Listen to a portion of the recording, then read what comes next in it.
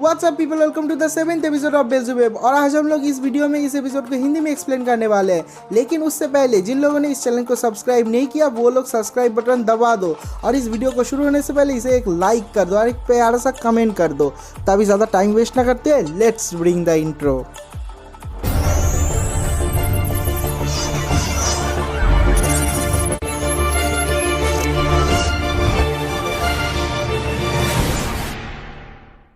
तो इस एपिसोड के स्टार्टिंग में हमें हॉस्पिटल का एक सीन दिखाया जाता है जहां पर हिमेकावा और कानाज़ाकी एडमिट है। वो लोग ओगा से मार खाने के बाद उसी हॉस्पिटल में एडमिट है और उसके बाद वो लोग एक लड़की गैंगस्टर के बारे में बात करते हैं जिसका नाम है कुनिएदा और वो बहुत ही ज़्यादा खतरनाक है। कुछ दिन पहले उसने और उसके गैंग ने नॉर्थ कांता के एक एरिया के ऊपर कब्जा कर लिया है। अब वो लोग यहाँ पर आ रहे हैं इशियामा हाई स्कूल पे, इशियामा हाई स्कूल को कब्जा करने के लिए। और उस लड़की को इशियामा हाई स्कूल का क्वीन भी कहा जाता है। तो ये दोनों कहते हैं कि अब तो हम लोग उसके साथ फाइट भी नहीं कर सकते, अभी पूरा स्कूल का जो जिम्मेदारी है वो ओगा के ऊपर है। अब कुछ कर सकता है तो ओगा ही कर सकता है। और उसके अगले ही सीन में दिखाता है कि ओगा उसके घर में चिल कर रहा है और ओगा का जो बच्चा है, मतलब जो बेल्ज़ेबुब है, वो ओगा के बाप के साथ बकचोदियाँ पेल रहा होता है। उसके बाद ओगा का जो मॉम होता है वो ओगा और हिल्दा को कहता है कि तुम लोग पार्क पे क्यों नहीं जाते, वहाँ पे जाके पार्क डेब्यू करो। पार्क डेब्यू बेसिकली एक ऐसा चीज़ होता है जहाँ पर एक ही एज के बच्चे आते हैं खेलने के लिए पार्क पे और उनका पेरेंट्स उनके बच्चों के पेरेंट्स के साथ मिलते हैं। उन लोगों का फ्रेंडशिप अच्छा होता है, बच्चों का भी फ्रेंडशिप अच्छा होता है, ये बच्चों के लिए अच्छा भी होता है। तो ओगा का बहन भी हिल्दा को कहता है कि तुम जब से यहाँ पर आए हो तुम्हारा नया दोस्त भी नहीं बना है, तुम्हें भी उसके साथ वहाँ पे जाना चाहिए और जाके नए नए दोस्त बनाना चाहिए, ये बेल्ज़ेबुब के लिए भी बहुत ज़्यादा अच्छा होगा। उसके बाद वो लोग जब अपना ब्रेकफास्ट करके अपने रूम पे आते हैं, हिल्दा ओगा को कहता है कि तुम बेल्ज़ेबुब को लेके पार्क डेब्यू के लिए निकल जाओ क्योंकि मुझे लगता है ये पार्क डेब्यू इस लिटिल मास्टर के लिए अच्छा होगा। तो ओगा हिल्दा से पूछता है कि तुम हमारे साथ नहीं जाओगे, तो हिल्दा एक एक्सक्यूज़ देता और कहता है कि मेरे फैमिली में बहुत ज़्यादा प्रॉब्लम चल रहा है और मुझे वो सॉल्व करने के लिए डीमन वर्ल्ड वापस जाना पड़ेगा, तो मैं तुम लोगों के साथ नहीं आ पाऊंगा। और उसके अगले सीन में दिखाता है कि ओगा फुरुची को लेके पार्क में बैठा हुआ है और फुरुची बहुत ज़्यादा गुस्सा करता है, कहता है कि तुम मुझे ज़बरदस्ती यहाँ पर क्यों लेके आए हो पार्क डेब्यू के लिए। तो ओगा कहता है हाँ मैं यहाँ पर पार्क डेब्यू के लिए तुम्हें लेके आया हूँ, लेकिन मैं यहाँ पर किसी को पहचानता नहीं, इसलिए मैं तुम्हें यहाँ पर लेके आया हूँ। और उसके बाद फुरुची डीपली उस पार्क डेब्यू के बारे में सोचता रहता है और सोचते सोचते उसके अंदर का ठरकी लौंडा फिर से जग जाता है और वो ओगा को थैंक यू कहता है, इसलिए क्योंकि वो सोचता है कि पार्क में बहुत सारे बच्चों की मम्मियाँ आएगी और वो मम्मियाँ किसी और की बीवी होगी और वो किसी और की बीवी के साथ फ्लर्ट करेगी, और ये सोच के वो वहाँ से निकल जाता है और ओगा को थैंक यू कहता है। फुरुची की वहाँ से चले जाने के बाद बेल्ज़ेबुब को दिखाया जाता है, वो देख रहा होता है कि एक लड़की उसके पेरेंट्स के साथ खेल रहा होता है ना, बच्चों को आसमान में उछल उछल के खेलता है, उसी तरह से उस लड़की का डैड जो है उसके साथ खेल रहा होता है। तो बेल्ज़ेबुब जब उसे देखता है, उसे देखने के बाद ओगा को कहता है कि मुझे भी इस तरह से खेलना है, मतलब इस तरह से इशारा करता है और उसे इंसिस्ट करता है। तो ओगा कहता है अगर तुम इतना ज़्यादा इंसिस्ट कर रहे हो तो मैं दिखाता हूँ कि असली थ्रो किसे कहते हैं। और उसके बाद बेल्ज़ेबुब को अपने हाथ में बैठाता है और बैठाने के बाद एक पावरफुल शॉट देता है, मतलब बेल्ज़ेबुब को एकदम आसमान की तरफ फेंक के मारता है। और जब उसे आसमान की तरफ फेंक के मारता है तब उसे याद आता है, होली क्रैप, ये मैंने क्या कर दिया। अगर मैं उससे 15 मीटर से ज़्यादा दूर चला गया तो वो इतना ज़्यादा पावरफुल इलेक्ट्रिक शॉक देगा कि मैं मर ही जाऊँगा। और उसके बाद ओगा भी उसके पीछे पीछे भागने लग जाता है उसे पकड़ने के लिए। और उसके अगले सीन में एक ऐसा सीन दिखाया जाता है जो कि मुझे बिल्कुल भी पसंद नहीं। दिखाता है कि 4 आंटी बैठ के बातें कर रहा होता है। हाँ, ये सीन मुझे बिल्कुल भी पसंद नहीं। जहाँ पर 4 आंटी बैठ के बातें कर रहा होता है वो इतना ज़्यादा खतरनाक और टॉक्सिक होता है कि वो मैं तो क्या इस दुनिया में कोई भी नहीं झेल सकता। एंड तुम लोग गेस करो कि वो लोग किसके बारे में बात कर रहा होता है। वो खुद के बारे में बात कर रहा होता है? नहीं। खुद के बच्चे के बारे में बात कर रहा होता है? नहीं। वो किसी दूसरे आदमी के बारे में बात कर रहा होता है। दिखाता है कि वो लोग ओगा के बारे में बात कर रहा होता है और ओगा को बहुत ज़्यादा भला बुरा कहता है कि वो तो एक मॉलेस्टर है, एक चाइल्ड एब्यूज़र है। और पता है वो आदमी इतना ज़्यादा ख़राब है कि वो एक लड़के को लेके घूमता है जिसके शरीर में कोई भी कपड़ा नहीं होता। मतलब वो बेल्ज़ेबुब के बारे में बात कर रहा होता है कि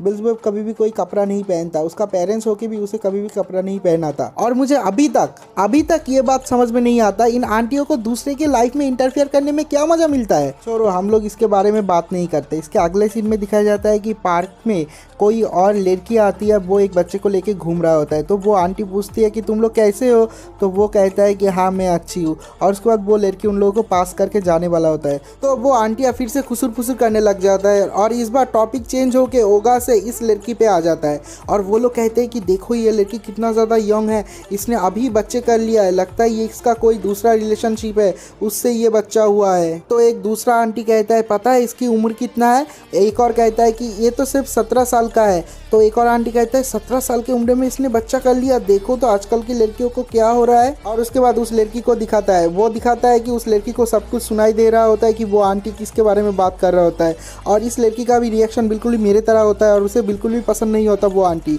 और वो उनको डिफेंस करने ही वाला होता है कि ये मेरा बच्चा नहीं, ये मेरा भाई है, छोटा भाई है। और उसके बाद वो लड़की जब घूम के उनको डिफेंस करने ही वाला होता है, उसे आसमान में एक अजीब सा चीज़ दिखता है, जिसे देखने के बाद उसके फटके हाथ में आ जाता है। तो वो लड़की कहती है माँ की आँख, ये क्या है, ये एक शूटिंग स्टार है क्या, दिन के बीचों बीच ये शूटिंग स्टार यहाँ पर कैसे आया। और उसके बाद जब वो लड़की उसे और डीपली देखता है कि एक बच्चा उड़ रहा है। वो कहते हैं ये तो एक बच्चा है और वो यहाँ पर कैसे आया, इस तरह कैसे उड़ रहा है। और उसके बाद दिखाता है कि ओगा उसके पीछे से आ रहा है दौड़ते हुए, और वो एक जंप करता है, जंप करके उस बेल्ज़ेबुब को कैच कर लेता है। और उसे कैच करने के बाद एक पैर से पकड़ के उसे ऊपर उठाता है और कहता है कि मैं तो भूल ही गया था, अगर तुम मुझसे 15 मीटर से ज़्यादा दूर गए तो मुझे इलेक्ट्रिक शॉक दोगे। और दिखाता है कि बेल्ज़ेबुब को बहुत ज़्यादा मज़ा आ रहा था इस थ्रो में। उसके बाद पार्क में जो आंटियाँ होती है वो भी उसे देखता है इस बच्चे को पकड़ते हुए, और वो लोग कहते हैं कि यही वो लड़का है, यही वो लड़का है जिसके बारे में हम लोग बात कर रहे होते हैं, इसका नाम है ओगा, यही वो चाइल्ड एब्यूज़र, यही वो मॉलेस्टर है। तो एक और आंटी कहता है हाँ ये तो वही है, क्योंकि उसके पास वो नंगा बच्चा भी है। और ओगा जब उन आंटियों को देखता है वो सोचता है कि यही वक्त है पार्क डेब्यू करने का। और वो बेल्ज़ेबुब को कहता है अभी हंसो, हमें एक अच्छा इंप्रेशन बनाना पड़ेगा उन आंटियों के सामने। और पहले ही उन आंटियों के सामने उसका एक बुरा इंप्रेशन बन चुका है। और उसके बाद बेल्ज़ेबुब को कहता है हंसो और भी ज़्यादा हंसो। और उसके बाद जाके उन आंटियों को कहता है हेलो, इस बच्चे का नाम है बेल्ज़ेबुब। और उसके बाद वो दोनों इतना ज़्यादा स्कैरी लुक देता है कि उन आंटियों की फटके हाथ में आ जाता है। सिर्फ वो बच्चा नहीं, बच्चा का पेरेंट्स भी इतना ज़्यादा स्कैरी और क्रीपी लुक देता है, और वो आंटी उन लोगों से डिस्टेंस बना लेता है। और उसके बाद उस लड़की को दिखाता है जिस लड़की को वो आंटियाँ पहले परेशान कर रहा था। तो वो लड़की ओगा को कहता है हे सुनो।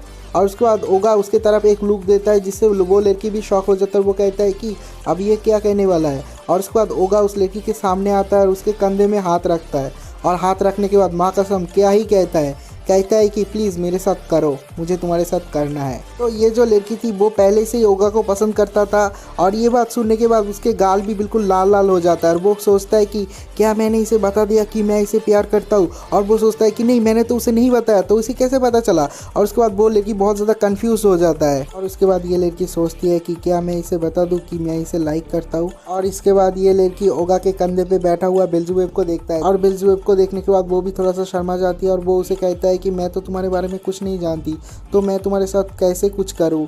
और उसके बाद ओगा कहता है ओह यही वो पॉइंट है, तो मैं भी तुम्हें पूरी तरह से नहीं जानती, क्या तुम्हें पता है पार्क डेब्यू कैसे करता है। तो उस लड़की के सर में आसमान टूट के पड़ता है। वो कहता है पार्क डेब्यू। और ओगा कहता है हाँ पार्क डेब्यू। तो वो लड़की कहती है इसका मतलब क्या है। तो ओगा कहता है पार्क डेब्यू का मतलब पार्क डेब्यू होता है, इसका दूसरा कोई मतलब कैसे हो सकता है।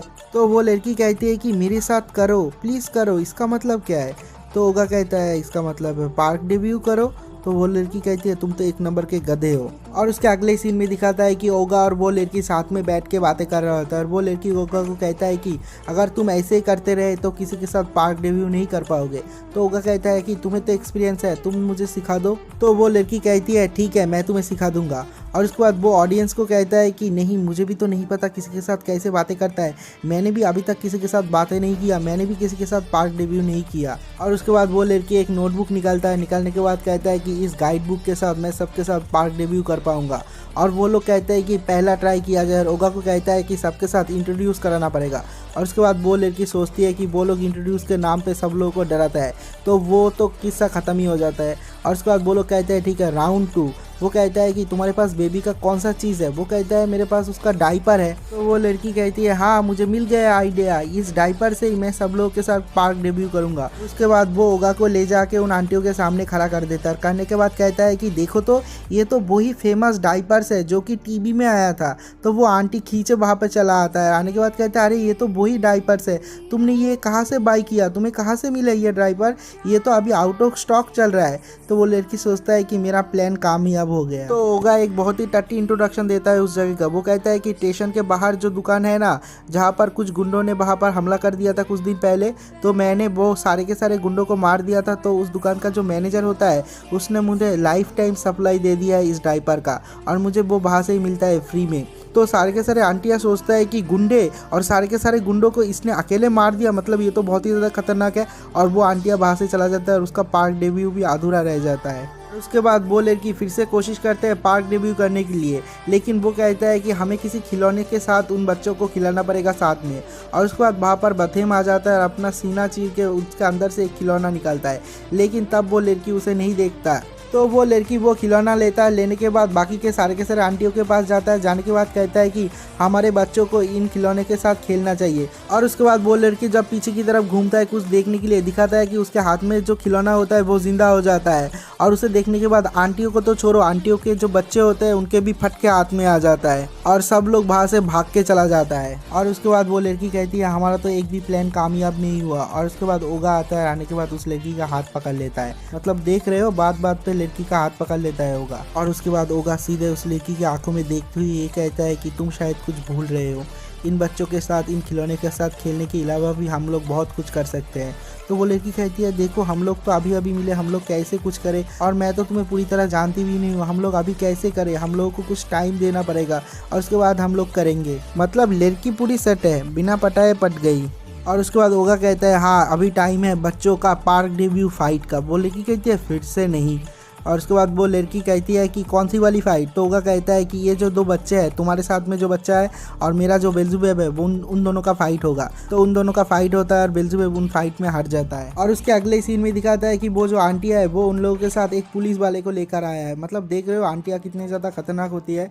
और ये पुलिस वाला भी बहुत ज़्यादा ठरकी होता है, मतलब फुरुची का डिट्टो कॉपी होता है। और उस लड़की को देखने के बाद उसके दिल में लड्डू फूटने लग जाता है। और जब भी वो ओगा की तरफ देखता है कि ओगा भी क्रीपी नज़रों से उसकी तरफ देख रहा होता है। तो वो सोचता है कि मेरे तरफ ये लड़का ऐसे क्रीपी नज़रों से क्यों देख रहा होता है। और उसके बाद ओगा को जाके कहता है कि मैंने सुना है तुमने इन आंटियों को डराया है किसी डरावने खिलौने से, और उसके बाद तुम इस बच्चे के साथ एब्यूजिंग भी कर रहे हो, मतलब चाइल्ड एब्यूज़, और इसको कपड़े क्यों नहीं पहनाते। तो ओगा कहता है अगर कोई एब्यूज़ हो रहा है तो वो मैं हो रहा हूँ, क्योंकि ये बच्चा मुझे टॉर्चर करता है, मैं उसे नहीं। तो ये पुलिस वाला कहता है कि अब तो तुम्हें मज़ा चखना ही पड़ेगा, अब मैं तुम्हें पुलिस स्टेशन ले जाऊँगा। और जब उसे ओगा को पकड़ के वो पुलिस स्टेशन ले जा रहा होता है तो वो लड़की कहती है रुको, तुम ये क्या कर रहे हो, तुम ऐसे ही किसी को बिना प्रूफ के पुलिस स्टेशन नहीं ले जा सकती। और उसके बाद वो पुलिस वाला कहता है ओह मैं समझ गया, तुम भी इसके साथ मिले हुए हो। तो वो पुलिस वाला कहता है कि मुझे लगा था कि तुम दोनों अलग हो, लेकिन तुम दोनों का नेचर एक ही जैसा है, तो तुम्हें भी सबक सिखाना पड़ेगा। तो वो पुलिस वाला पूछता है कि तुम्हारा एज कितना है। तो वो लड़की कहती है कि मैं 17 साल की हूँ। तो वो पुलिस वाला कहता है कि तुम लोग इतने छोटे उम्र में बच्चे पैदा कर लेते हो जो सोसाइटी के लिए बहुत ज़्यादा भयानक होता है, तुम लोग इतनी कम उम्र में बच्चे क्यों पैदा कर लेते हो। तुम जैसे लड़की और तुम जैसे लड़के की वजह से आज ये दुनिया इतनी ज़्यादा बदतर जगह बन चुकी है। तो उस लड़की को बहुत ज़्यादा गुस्सा आ जाता है और उसे थप्पड़ मारने ही जाने वाला होता है कि देखता है पीछे से ओगा उस पुलिस वाले के दो टांगों के बीच में लात मारता है। मतलब इतनी खतरनाक जगह पे लात मारता है, लगता है वो कभी बच्चा पैदा ही नहीं कर पाएगा। तो वो पुलिस वाला कहता है कि तुम्हारी इतनी हिम्मत, तुमने एक पुलिस वाले के ऊपर हाथ उठाया। तो ओगा कहता है मैं तुम्हारे ऊपर हाथ नहीं उठाया, मैं तुम्हारे ऊपर पैर उठाया हूँ। और उसके बाद उस पुलिस वाले को उठाता है, उठाने के बाद एक डस्टबिन के अंदर घुसा देता है, जिसे देख के वो पार्क के आंटिया भी बहुत ज़्यादा डर जाता है, कहता है कि ये तो सच में एक डीमन है। और उसके बाद ओगा इस लड़की को बाय बोल के वहाँ से चला जाता है। और इसके अगले सीन में दिखाता है ये जो लड़की है एई चैन, ये कोई साधारण लड़की नहीं है। हमने एपिसोड के शुरुआत में जो कहा था, जो एक लड़की है जिसका गैंग है जो कि इस इशियामा हाई स्कूल पे आने वाला है कब्जा करने के लिए, जिसका नाम है कुनिएदा, वो लड़की यही है। और इसी सीन पे ये वाला एपिसोड जो है वो ख़त्म हो जाता है। और हाँ, इसके बाद शायद मैं एक हफ्ते तक वीडियो अपलोड नहीं कर पाऊँगा, क्योंकि मैं किसी जगह पे जा रहा हूँ काम से। अगर मैं नहीं जाता, ये प्लान कैंसिल हो जाता है, तो मैं कंसिस्टेंटली वीडियो अपलोड करता रहूँगा। And thanks for watching.